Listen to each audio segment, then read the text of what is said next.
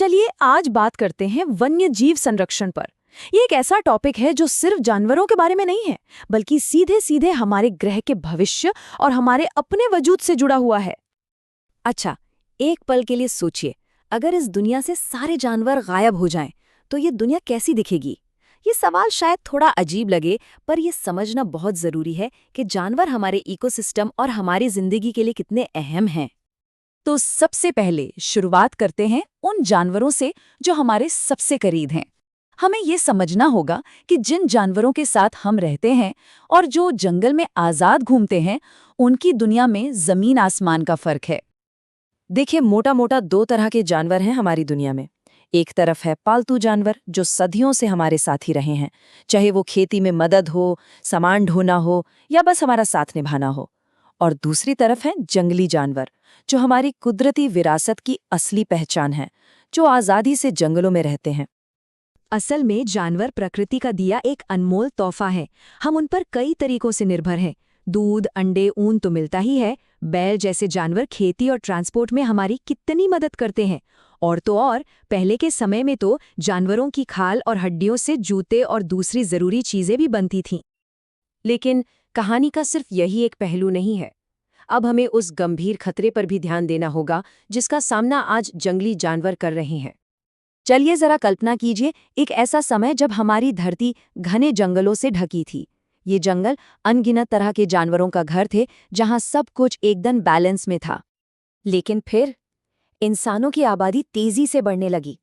हमें खेती के लिए, घर बनाने के लिए ज्यादा जमीन की जरूरत पड़ने लगी, और बस यहीं से सब कुछ बदलना शुरू हो गया।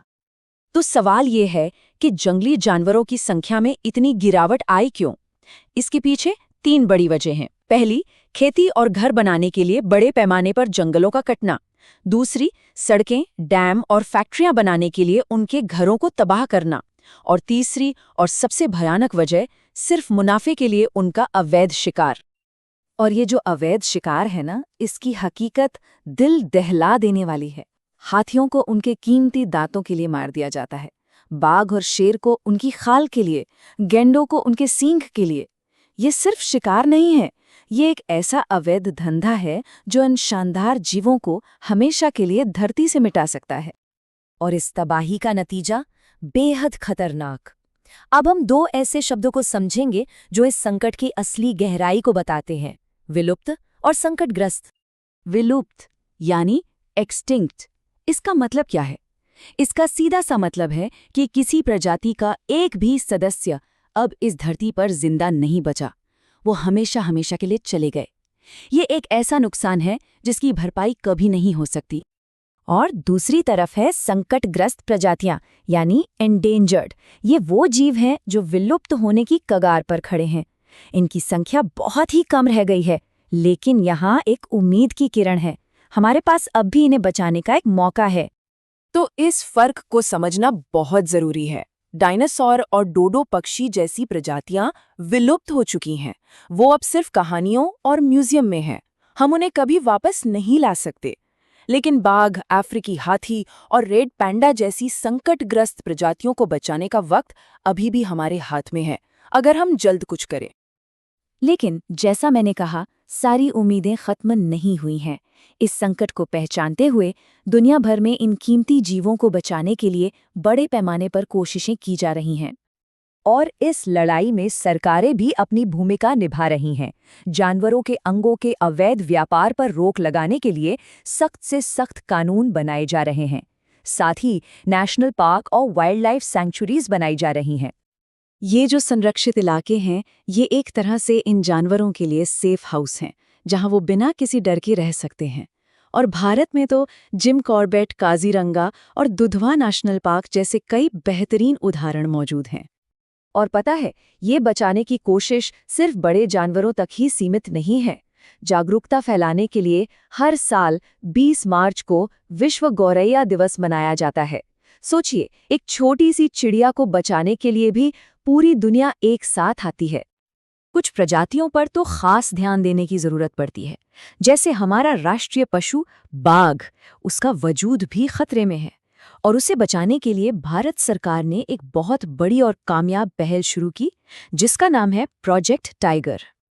सरकारी कोशिशें अपनी जगह बहुत जरूरी हैं, बिल्कुल, लेकिन संरक्षण की असली कहानी तो हम सबसे शुरू होती है, व्यक्तिगत स्तर पर। ये बात है हमारी हमदर्दी की, हमारी जिम्मेदारी की। जरा सोचिए, अगर पिंजरे में बंद एक तोता बोल पाता तो शायद यही कहता, मैं खुली हवा में सांस लेना भूल गया हूँ। इस पिंजरे में मेरे पंख किसी काम के नहीं हैं। किसी की आज़ादी छीन लेना कितना क्रूर है ना? या फिर उस सर्कस के जानवर के बारे में सोचिए, वो शायद यही कहना चाहता है, ये मत सोचो कि मैं नाच गाकर खुश हूँ, कभी कभी तो मुझे खाली पेट भी नाचना पड़ता है। हमारे मनोरंजन के पीछे छिपा ये दर्द अक्सर हम देख नहीं पाते। तो ये जानवर दुखी क्यों है? जवाब बहुत सीधा है, क्योंकि उन्हें उनके प्राकृतिक घर से अलग कर दिया गया है। उनकी आज़ादी छीन ली गई है और अक्सर उनके साथ अच्छा बर्ताव भी नहीं किया जाता। तो हम क्या कर सकते हैं? अपनी तरफ से संवेदनशीलता कैसे दिखा सकते हैं? बहुत छोटे छोटे कदमों से, जैसे पक्षियों के लिए छत पर दाना पानी रखना, अगर कोई पालतू जानवर है तो उसकी अच्छी देखभाल करना, आवारा जानवरों को तंग न करना, और बस ये समझना कि वो अपनी ज़रूरतों के लिए हम पर निर्भर हैं। तो आखिर में बात यहीं आकर रुकती है। प्रकृति के इस बड़े से संतुलन में हर प्रजाति की, हर जीव की अपनी एक भूमिका है। सवाल ये है कि हम यानी इंसान अपनी कौन सी भूमिका निभाएंगे, विनाशक की या संरक्षक की? फैसला हमारा है।